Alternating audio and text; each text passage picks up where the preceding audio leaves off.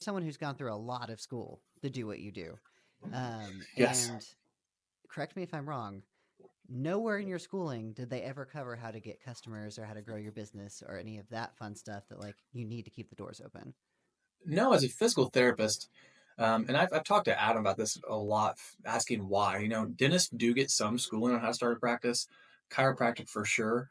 In PT school, I think one of the hard parts is we're taught so many different areas. So pediatrics, neurology, orthopedics, like I do, sports, wound care. There's just so much that really you're going to go working for probably a larger company for the most part. A small few of us open private practices. So the one course we had was how to start a business, and it was really hands off. The teacher let us kind of do it. And I think it was more to learn respect for your employer. Like, hey, there's a lot going on. You have no idea. Now, as far as no formal education, I think I answered the first part of your question.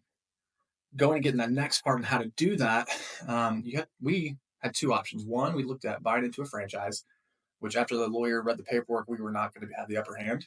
The other opportunity was find someone that could coach us through it. And I got lucky enough to reach out to one of my old adjunct faculty members, and he had a course you could take, or he could spoon feed you along the way. And for me, I'm like, if we're going to gamble, let's just pay a little more money and have someone hold our hand through the process.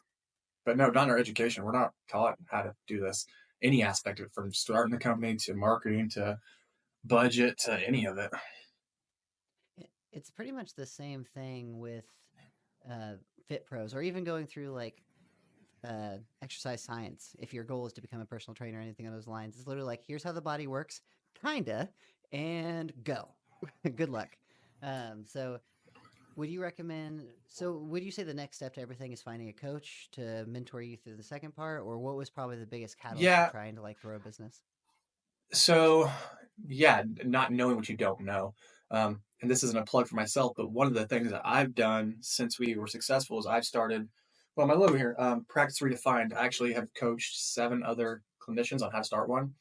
My wife being my baby, I'm the unpaid CFO in her company. But I have 2 colleagues, one up in Lafayette, one in Indy. I help them for various parts of theirs. There's a mental health counselor in Deep Counseling in Ontario. I helped her with part of hers. I helped an OT kind of become independent and a couple others along the way. Um, in our line, as far as therapists go, it's pretty much the same ingredients, different kind of how you put them together. But not knowing like how to do any of it, coaching, I found that like as I tell my therapist, I coach, I go, you have a master's or a doctorate. This is an associate's level degree. You're going to get this in no time. They're smart people. Um, there still has been, even after coaching, things I had to learn the hard way. Take a loss somewhere to really learn that lesson the hard way. Yeah, I think there's some. It's kind of like figuring out the stove is hot. Like you might know, people keep telling you it's the wrong idea, but you just kind of gotta feel it, you know? Well, you don't forget it. Yeah, That's for that's for sure. sure. So, what would you say are some of those lessons that you had to learn the hard way? One, okay, so very specific for getting clients. So let's back up to problem I learned. The one thing I think any business, regardless of what you do, you have to understand is what your value is and what value you bring to the customer.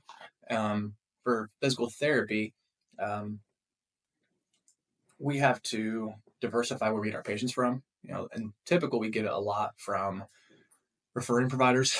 As the years have gone on, we get a lot more word of mouth and people call directly. But the lesson we learned the hard way was the second year, one of our major referring sources left town. It was like, oh, we're going to lose 50% of our clients probably.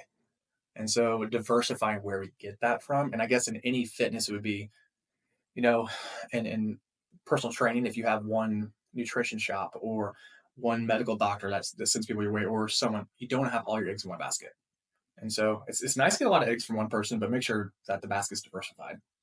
That was a hard lesson. Yeah, That was probably the hardest lesson that really hit my personal bank account. So that was a very hot stove. The other one is I find a lot of value in what I do. I mean, my heart and soul's in this. So I'm trying my best with patients. Some people aren't going to value what I'm doing because that's not what they're looking for. And so that's okay. The key there is the people who truly value what you're doing for them, value them in their time and build a relationship because they're return customers. Or in my line of work, I've literally treated one lady from Linton, and I saw 10 patients directly from her. It's like, oh, well, she values me. And she's telling her family where to go to find value. And so I think that's another lesson is don't get butt hurt when someone doesn't value you. It's like, listen, if I want a good cheeseburger, I'll go to Five Guys. I'm going to pay $20. If I'm driving my kids in the car and they need nuggets, I'll go to McDonald's. I'm valuing two different things there. They're both good at Mhm. certain times, but the value of it. I both of those things are both of those hit very home for me. I'll never forget the day that like I finally found getting like partners. I'm sure it's just as hard for you in the like professional practice, but getting partners in a gym setting to like a supplement shop or something to actually want to send you clients and you send them clients is one of the hardest things in the world. And once you build that relationship, like you kind of just feel like it's always going to be there until the carpet's like pulled out from underneath you. So man, that hit home really hard. But I do want to touch more on the part you were talking about, like not valuing your service. I think there's a lot to be said about that. Like the moment you can accept that you're not for everybody has always been the biggest catalyst of growth to anyone I've ever talked to. So, what's some stuff that helped you get in that mindset of like, okay, I know what I do, I know it's valuable, but I know it's not for everyone? I think it's one you do get by hurt. You're like, to step back, have to reflect, have to have a good work on go, did I do anything wrong there? And when you look at it, like, no, I did everything I think appropriately. I'll do the same again. They really just don't value me. I had a lady come in the other day that I asked her, and I've gotten better at this as a practitioner.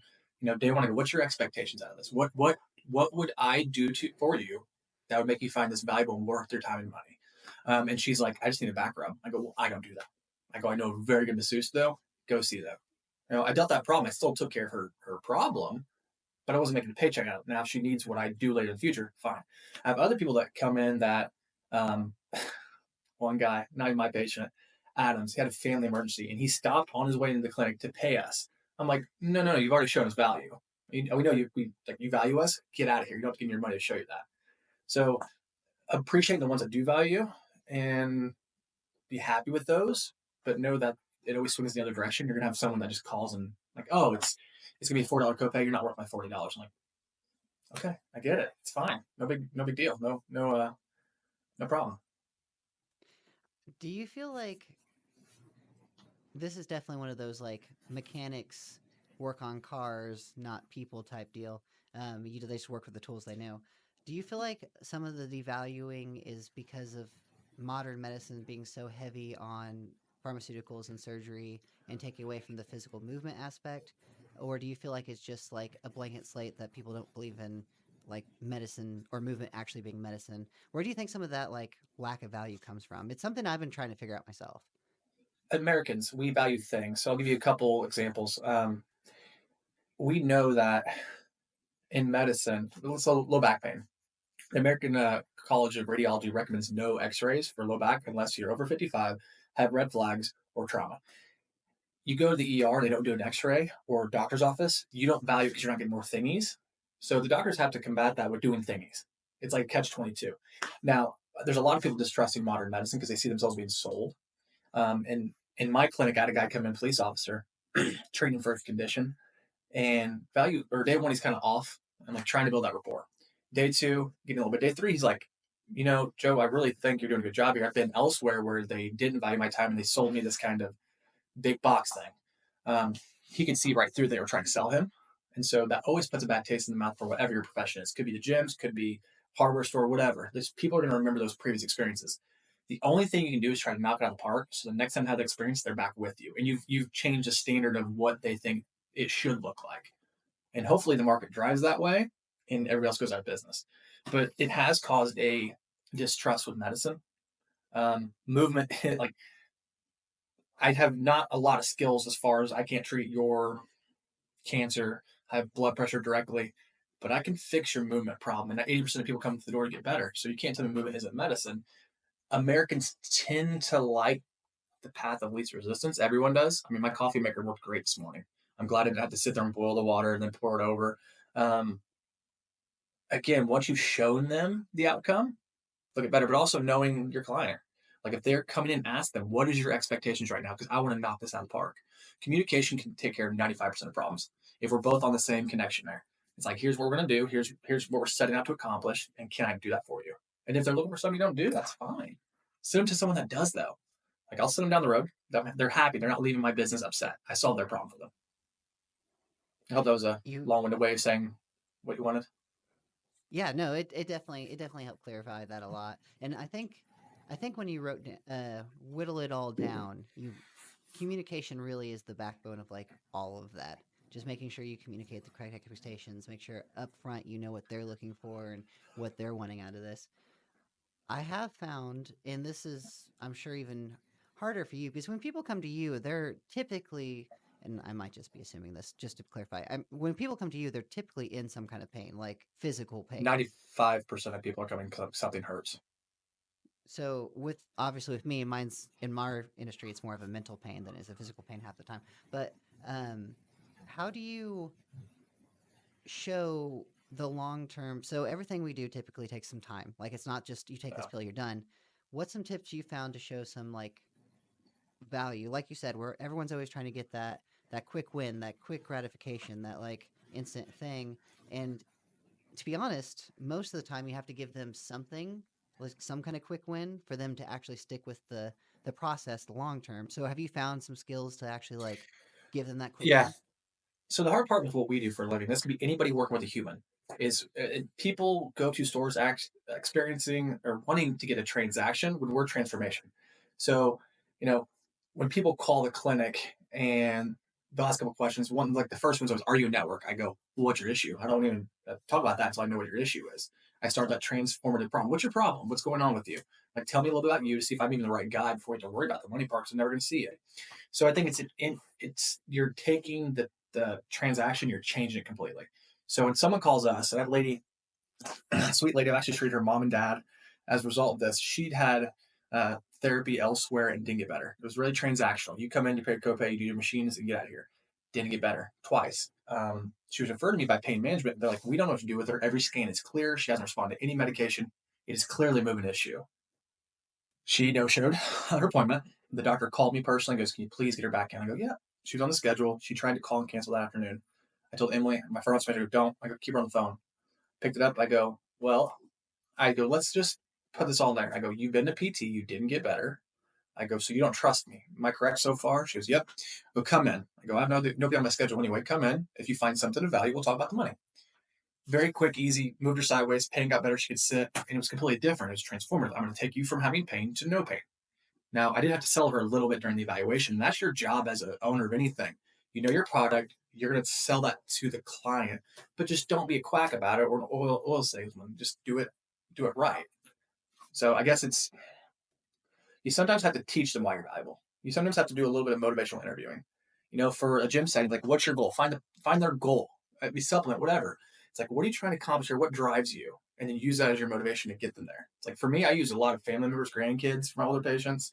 Um, my athletes getting back on the field, my people day to day that's hurting. Like, wouldn't it be great to not hurt while watching TV? Like, I want that outcome. So I'm trying to sell them the outcome that I know I can get them from the eval. Like, if I can't get them, I'm not going to sell you nothing. But like, give me 2 weeks. I need 2 weeks to figure this out. Most people have no problem in 2 weeks. It's like, oh, well, let's sign you up for the gym membership for a year and a half. It's like, I don't know if I can commit that. But let's see what a month will do. And that's where you probably, I'm guessing, I see a lot of gyms have successes. Get them in for a month, get that habit built, get them happy, and they're no problem coming back because they already see value. Yeah, and that's kind of the framework. It took us a long time to learn this, but getting that like instead of trying to go straight for that long-term trust, that long-term relationship, try to get them to date you for a little while. So you've probably seen 1,000 like join the 6 week challenge type deals all over the internet. Um, I am not a big fan of most of the advertising for 6 week challenge because honestly, most of them are lies and they're just like switch and bait type deals. But we actually do have a 6 week on ramp process. And the goal is to teach you as much as we possibly can during that 6 weeks and kind of baby step you into the fitness journey. But it's only 6 weeks. So you're not committing to this long, drawn out journey. You're committing to the 6 weeks. And at the end of that 6 weeks, we'll kind of talk about it. So it's kind of the same ideal building that giving you the outcome we're going to try to get you. And then also like, hey, you don't have to believe me yet. Let me show you. Let's ease into this kind of thing. So yeah, it's very similar. And you're 100% right. Painting the picture of what they're looking for, and first making sure you can even do that. Like if someone comes to me and they're like vastly overweight, they have hip display like hip issues, all kinds of issues like that. and they're wanting to become like a supermodel in 6 months, I'm not your guy. You might want to talk to a plastic surgeon or something. Um, but Yeah, and I and say two, another thing I found luck with is I asked the patient or any client, how long do you think it should take? Because some I think we go 6 months. I go, well, I can do this in 6 weeks. Yeah, yeah, I think that's very reasonable. You're gonna be happier now because I'm gonna get done quicker. Whatever that goal may be. I mean, I Mhm. had a guy that's had a fuse from neck to butt. I'm like, we're probably gonna be seeing each other until fireworks are up in the air. You okay with that? He's like, yeah, I didn't get here overnight. Cool. Sometimes my expectations on what the patient should accomplish and what I should accomplish is a lot higher. I'm like, oh, well, I want to shoot for that, but if I gotta get to here, I'm gonna pass you first, and you're gonna be happy, and we're gonna keep going. But again, that communication, asking what do you expect here? 100 pounds in 2 weeks? Well, we better start cutting stuff. Everything at all. Uh, do you? You've tried a lot of different like advertising methods. I've known you for a while now. You've tried radio. You've tried. Have you done commercials too? Didn't you? No, most of ours has been social media. I have played around with different companies. I've my wife's company, radio and stuff like that. Um, what's your question on that? I'm sorry, I interrupted you. So the direction I want to go with this was in any kind of practice where you're trying to help people achieve an outcome, especially one they don't even realize they need until they need it. Uh, what kind of advertising methods have you seen the most success with? Social media is cheap. Um, I watch a lot of advertisements. I'm a business owner, and I see it's most transactional. Word of mouth by far and large way is the most meaningful clients, but it depends how many you need. Um, my our business to be successful, we don't need that many because our overhead's low. It's me, Adam, and Emily. Weeks and months we're hot. It's great, but I don't have to advertise much right now. Um, we have a marketing guy that social media is really like Facebook. It's cheap. It's my clientele base. It's that middle aged, and not saying we don't see youth, but usually if they're like under 17, mom and dad are making decisions for the healthcare, and so I'm getting them. Um, we've gone out into the community. I mean, one big one thing I really have. Well, let's back up. Not my business, my wife's. Last January, she was thinking about wrapping up shop. She wasn't busy. I think 2 Januaries ago, thinking about completely wrapping up, no clients in the office. And so we sat down and I'm like, you're just not reaching the market. And I go, soak your wounds up right now. You're hurting. I go, but this does nothing to help us. So I said, let's go into the community. Let's give back. Let's do something. So it was right after COVID, and a lot of these kiddos had, developing speech. You have to see people talk. And we mimic what we see. So all these kids saw a mask. Nobody was talking. So I could go to daycares, free screen, do a standard form screen the kids. If you recommend they need services, put all the services in Terre Haute, but you're last on the list. Boom. Gave something of value away, saying, look, this is needed. Every parent looked at it and go, who came and saw us? Well, we're going to that person. And that took my wife from being almost gone to 3 therapists now. And we're looking at getting a new place. It just one thing you could do that's very easy is give back. People appreciate that. One thing that was taught to me is never be Batman, always be Robin. No one cares about you. If you're supporting something good, great. And be meaningful with it. Don't try to like do it just to get marketing, but if you give back, you will get. Period. I love that phrase. I'm definitely stealing that. Never be Batman, be Robin. Never be That is Batman. amazing. I love Yeah, that a lot. I found it And works that's though. Like if you see any of my social media posts, if we're like sponsored events, like thank you for letting us be part of this. And I mean, yeah, it's marketing, but it's meaningful. Like you got, if I think you're doing something good, I mean, I'm gonna put good into that as well, and try to help that whole thing. And then everything that's associated with that. I mean, it comes back to you. that's awesome. I don't do I need to. I don't do as much boots on the ground style like going out and shaking hands as I should. That's that was something that worked great in the beginning, and I think the term is the masters never don't do the basics. They always just add on to the basics. Yeah. So that's something I need to get back onto for sure. I So had my I had barber, my last barber. It was kind of funny. A quick story about boots on the ground. I used to yeah. have a long beard. I had to cut it off because I'm a runner now and I can't do it with the sweat. I'm at Sam's Club and he walks up to me and goes, "Who takes care of your beard?" I go, "Well," he goes, "I do." Hand me a business card. I'm like, "I kind of like the cockiness here. I'm gonna give you a shot." And so like the feet on the ground type thing, it's like, yeah, literally feet on the ground marketing in the store. Like if you're Mhm. hungry enough, go get it. I had a really similar experience to that. The I'm I don't know. I think because we're in business, we appreciate the amount of nerve it takes to come up to someone. Like we get the fear this person has and having to show up and like be like, "Hey, here's my stuff, take it." Um, But I was walking in the mall and some guy stopped me, and I had a longer beard too. And he's like, "Man, that's a really nice beard. I would be honored if you could if I could work on the fade and keep it in line for you." And he handed me his business card, and I was like, "Heck yeah, man! Like I'm all for this. If I you have the guts to stop me in the middle of the mall to do this, let's go." There's been a couple times about in public and I'm watching someone walk. I'm like, God, that you see it hurts him. I'm like, I really just want to give him a card, but I don't want to be like, hey, you walk really shitty. Here you go. It's like I don't want to be that guy. But I'm like, I can probably help you with that. I haven't done it, but there's been a couple times I'm like, ugh. Now my mother-in-law, she's a walking billboard for me. She literally hands my card out. She's like, that little short lady. I'm like, that's my mother-in-law. She really wants to see this succeed. The I know that is kind of like the catch 22. Probably even more so for me since I'm in the like um weight loss niche. I can't just walk up to someone and be like, "You look like you could use my services. How are you doing today?" Um, You're not pregnant, are whenever, you? Good. Well, you need my card. please come see me. But I have in the past there for a while when I was in corrective exercises. I got really good at identifying movement patterns that were associated with pain and like Mm. just the way people were moving. I could tell that they were dealing with a pain in their neck or a pain in their backs, things along those lines. And I have a few times in the past been like, "Hey, your neck's really bothering you right now, isn't it?" And they'd be like, "Yes, it is." And granted, I don't have the same kind of limitations that you do in my practice. And I would give them a couple stretches and things like that right then and there, and it'd be like, "Oh, well, that worked." I'm like, "Oh, great! If you need more help, like Good. do that every day. If you need more help, here's my information. Come and see me." Um, and during the beginning of my business, that and what I call walking billboards, we were talking about hairstylists. Walking billboards was huge for me. Your mother in law would be a walking billboard for you. Oh For yeah. me, I would find hairstylists and I would train them for free. And then Ah. hairstylists are people see very frequently, and they have a long enough time between seeing them where they can actually make changes. So as they were seeing him, they would There you go. um, I can see you now. Let there be light. Better So light. It's getting dark up their window.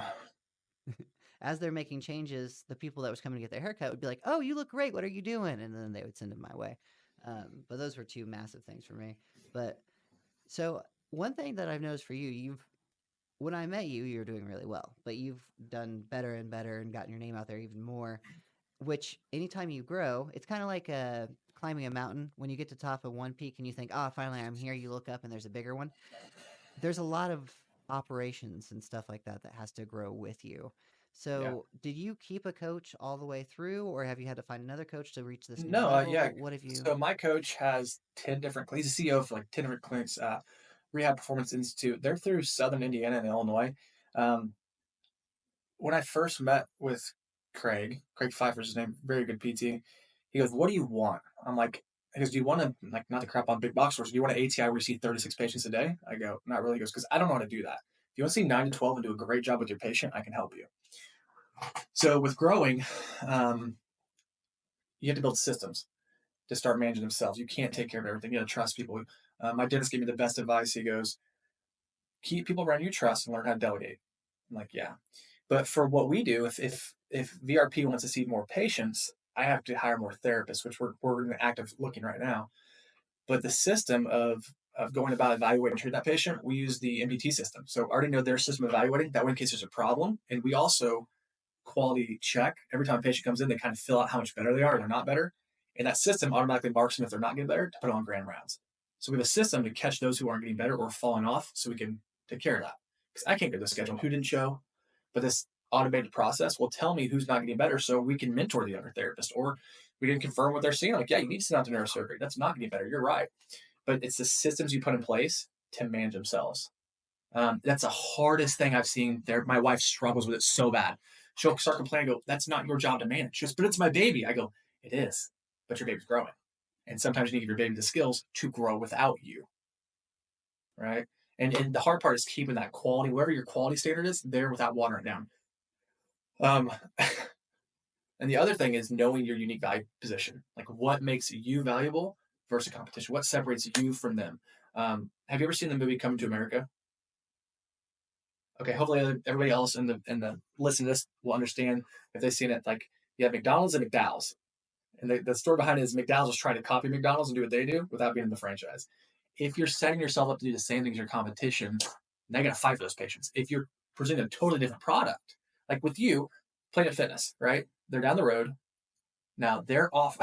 It's what people go to Planet Fitness, not saying they're bad people. Like I send a lot of patients there because they have $10. But they're saying, I have $10 worth to value this. This is what I'm trying to accomplish.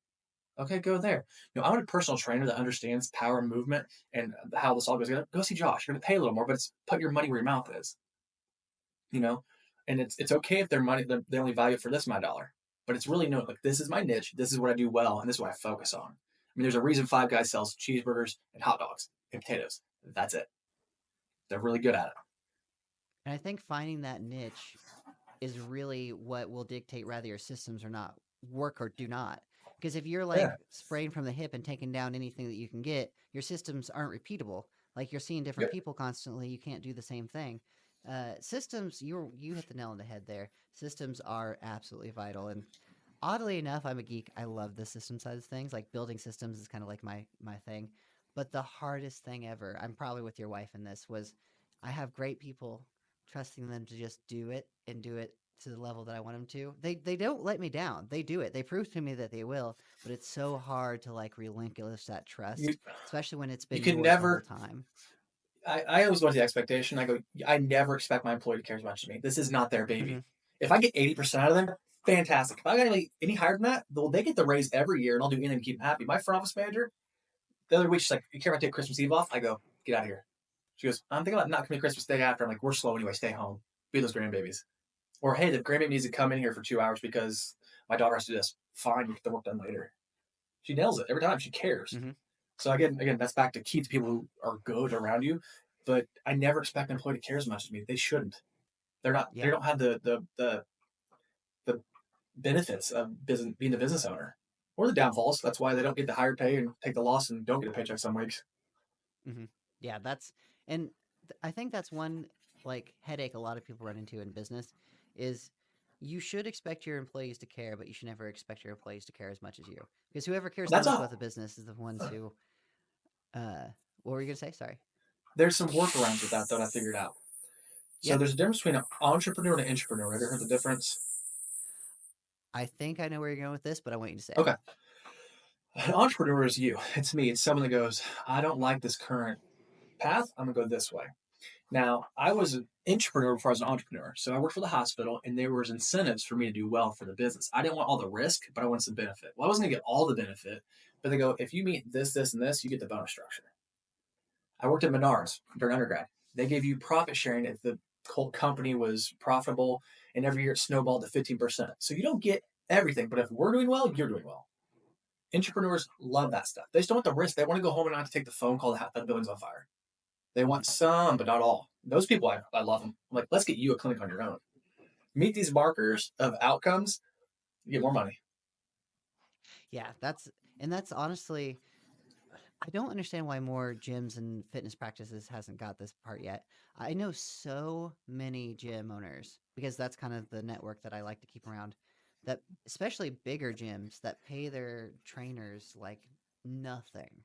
I'm a huge advocate for give your trainers as much as you can give as frequently as you can give because one, most of them have been trainers. Being a trainer is a hard life. Like you're seeing person after person, you get like no downtime, and a lot of times you're like their therapist, you're their doctor, you're their accountability, but like you are everything that you are not, but you are all that to them. um, I was a marriage so counselor last week. I get it. yeah, it hits hard. So I'm also a huge advocate for that. Of like, the better we do, the more you're gonna get. Because at the end of the day, if all of you are doing well, we're gonna do better anyway. Like that's how this works. So I think it's so I'm that right there with you. it's greed though. So I look at other companies, and one thing I always try to remember is what got me to the game, what separated me, what kept people coming early on that they didn't have to keep that going. And then when you're growing, it's like you have to ask yourself the question: how much is enough? Like Hmm. we had a third year student getting ready to graduate, and I sat him down and go, listen, man, you're about to make six figures. If you have a money problem, you have a spending problem. You don't have an income problem. So I'd like the same kind of put that in the mirror and say it to myself. It's like, well, how much do you need? Like at the end of the day, you probably have a spending problem if Hmm. you can't give some of that love back to your employees. Like if you're a business owner running multiple clients, if you're making 250,000 a year or more, how efficient to be. And that's kind of the difference between small business and the corporate side is, in healthcare, you start letting those business people come in, they start messing with the metrics too much. You're just like, how much can I flirt with this and flirt with that to make another dollar and just slowly water down the Kool-Aid here? It's like, you ever seen this in another movie? Ever seen American Gangster with Yes. Blue Johnny Magic? Depp. Don't mess it up. No, no, that's Oh, I'm thinking the of right one. Dillinger is what I was thinking of. No, American. I'm gonna look up now. I'll mess this up. Anyway, he's selling cocaine in the show, and the idea was he brought a pure product in, and everybody else was stomping on it. It's like it's a terrible movie to reference here, but it's like your product is pure. Don't mess that up. Be happy with what you're making. Don't like you got to not have greed with this. Like, what is your Hmm. true mission and vision? And one thing I learned on with business, I tell everybody, I go, unless you can sit down and truly sell me on your mission and vision, I'm not even going to talk to you. Like, you don't know what you want yet. Because whenever you run into a problem and you're like, is this messing with my ethics? You go right back to that vision and mission. Go, does it line up with this? Nope, gone. If I can't see it lining up with what we set out when we had nothing, I'm not going to try to add when we have something. Yeah, and I can actually personally. Oh, I think you're talking to Breaking Bad. No, I'm Was not. it? American Oh, Gangster. I'm pretty blue sure. meth is Let me what made me double think of check. that. But anyway, um, on We're to what you were saying. um, so I'm I listening. can actually, I can personally vouch for what you're saying, and I hate to admit this, but I actually let the vanity matrix get to me. Like I got to the Yeah. point that I was so far outside of like the day to day that I was just looking at everything as numbers. And even from my point of view, it made life so much worse. Like I was so focused on the metrics that like all the joy of what I was building in the past, what I was going for, what I was trying to make was gone. And the business suffered for it, and I had to do a lot of makeup for that. Like I had to like go and kiss babies and shake hands for a while to make up for all the dumb shit I did. But it did teach me the value in truly appreciating and sticking to the path that you had originally. So although I hate that I became that person, the person that I was so against, I'm glad that I seen the other side, because now I truly understand. Like, no, it is not better over there. Like this guy who makes $1 million can come in here and tell me these are all the metrics I need to fix because this is how you make the most money. I've been there and that sucked. Like I don't care. You learned a very valuable lesson, touched a really hot step is what you did, but you're able to bounce back out of it. And I think it's a more meaningful lesson and a better perspective. Someone asked me the other day, do you eventually just want to get to where you're just running the office? I go, no. I go, then I don't have perspective of the people working under me. You need that patient to come in and go, you suck. I'm like, yeah, I do suck. You need that patient that praises you. Go, yeah, there's passion in this. You need the person that comes in and shows you they went and sat in the damn bleachers and were able to go their grandkids thing. That's meaningful, right? It's like chasing money to what end? Go back to the greed thing. It's like money's a tool. That's all money is. It's this rectangle. We give it so much value, and I'm going to give you this for a thing. It's a tool. Um, I clean toilets. Like the other day, someone's like, "Oh, you're the owner." I'm like, "Yeah, here's the Windex. I'm going to clean toilets now, or whatever chemical it was." It's like, yeah, the CEO and the janitor. But I think that gives you perspective, keeps you humble. Too many times these One people get hundred so percent. big to where they're no longer relevant. Like they don't understand. They're not relevant in what their own thing was. That's sad. That's how I think you see businesses go under, whether it's generational businesses or someone move up to a high level and they're on a golf course more than they're in the office. Yeah, it's important to be on the ground in the weeds, understanding the day to day. You just can't get the same perspective. You can't get the same appreciation and the value and the love for what you do. And honestly, with entrepreneurship, uh, there's so many downsides that if you don't love what you do, it's not the right path. Like it's just you have to be so passionate about actually helping and solving whatever problem you set out to do. Otherwise, just go work for someone else. Like it's not worth it. No, you gotta be. Every entrepreneur I know is a hustler to some degree. It's Hmm. like they're either hustling because they're passionate about it, or they're hustling because they know I got what it takes here. And then when no here, one quote sums it up: no growth comes from comfort. So Hmm. if you just have a comfortable way, you're never going to challenge it and change it.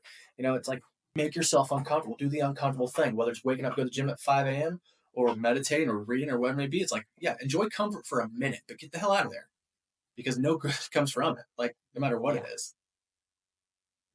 I completely agree. And I want to touch on some more stuff Sure. about you personally because one, for a fitness professional, it is super common to have a schedule that's like 5 a.m. to 9 p.m.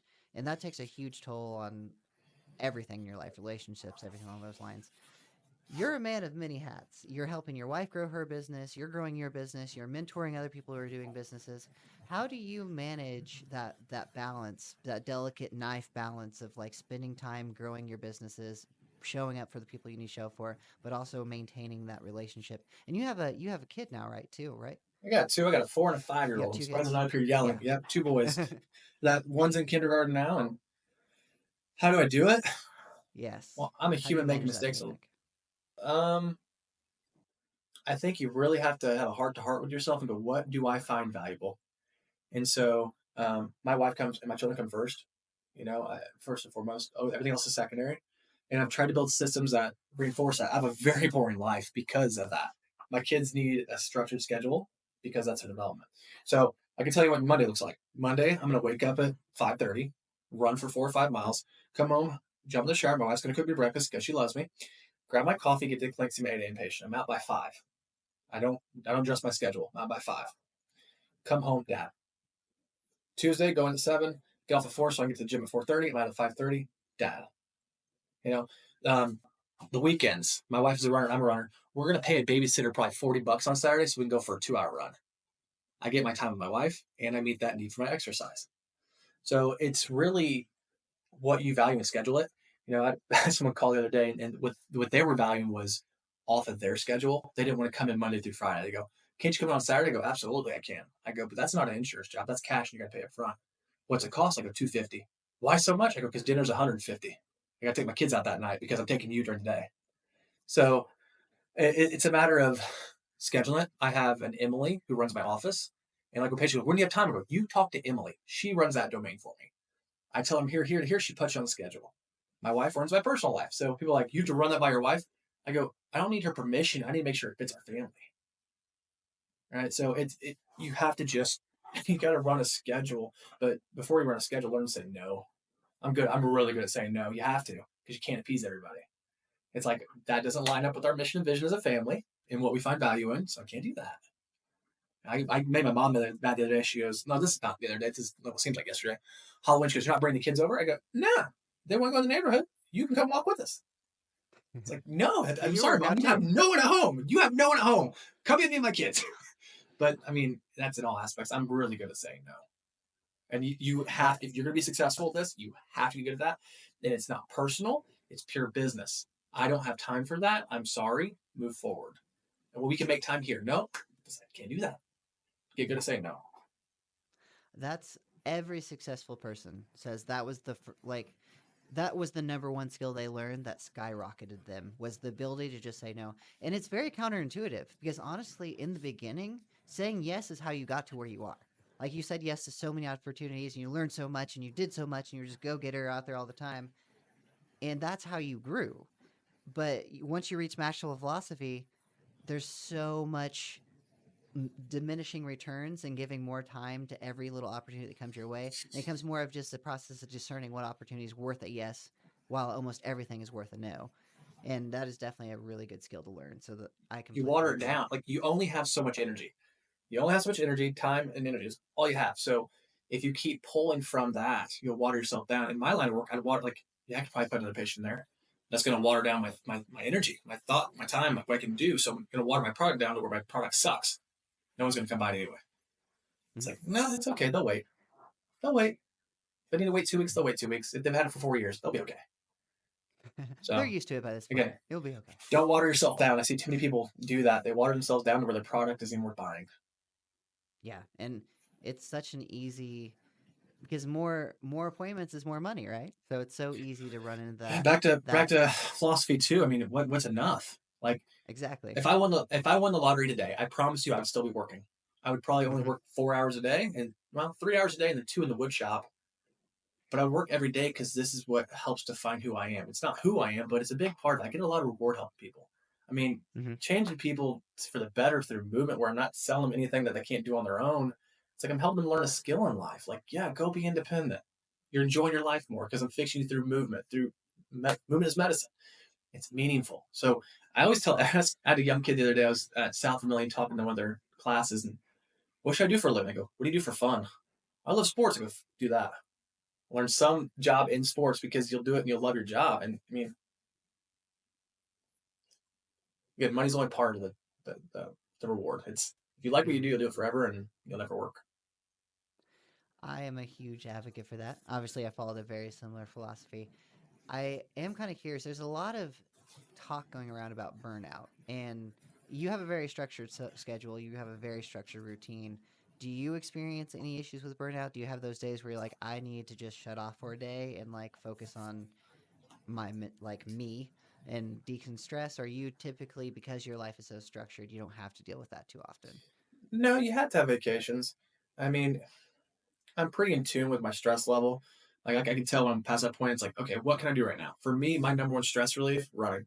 It's like exercising for me. As long as that's in the schedule, it's like, okay, it's reprieve right now. I got an hour, just bust my butt, get this done, I'm gonna feel better. But no, there's times where we're in a busy season. I'm like, I need to schedule. Me and my wife need to get away. Like we, one of the best marriage advice I got was from a patient who was a marriage counselor, and she said, "There's no such thing as a family vacation. She says it's a trip. You're not gonna enjoy it." She was right. Two, the vacations are with your wife, away from the kids, whether it's a hotel for a night or a week, where we can do it. And date nights aren't optional. So same thing, you have to recharge that battery. There's a really good book I recommend everybody reading, and one of my professors had us read. I've read it twice. The Power of Full Engagement. Short book, that big. You can get an audiobook for free through the library. I think it's on Spotify for free. But it really goes into the different domains of like, this isn't a marathon. This is a series of short sprints. Well, you're gonna have to rest between the sprints. So, and there's multiple domains in life that you need to put a little bit in each bucket. And I mean, my professor was, I mean, 10 years ahead of me, easily. But when I read that, I'm like, oh, he's trying to set us up for life, realizing burnout is a thing. And we can't go, go, go, go, go. There needs to be downtime. So I just booked our second family trip, not vacation, because the first one was terrible last year. Found out my then 2-year-old can cry for 100 miles straight. Um, I just booked the vacation for the summer for our family to get away. It's like, just I remember plan that it. post. I remember the Dude, post of that. uh, it was so bad. We didn't take a family vacation this year. Went to Holiday World, went to the zoo. But I'm like, we're not taking that long of a trip until we can fly. So Yeah, we're in booster seats now. We can fly now. that's awesome. Congratulations. You broke past the terrible mile rides. Yeah, melatonin next time. For you while you're driving, of course. Of course, yeah. Not for them, for you. Well, Well, I won't be paying attention either way. well, I really appreciate you taking the time to talk to me. This has been awesome, and I definitely want to hop Welcome. on here again sometime. Yep, Is yep. if someone wants to follow you, or for example, get help with their practice, what would be the best way for them to stay in contact with Um, you? the best way to get a hold of me is two ways. Practice redefined at gmail.com or joe at valley.rehab. Either one, we'll get communications going.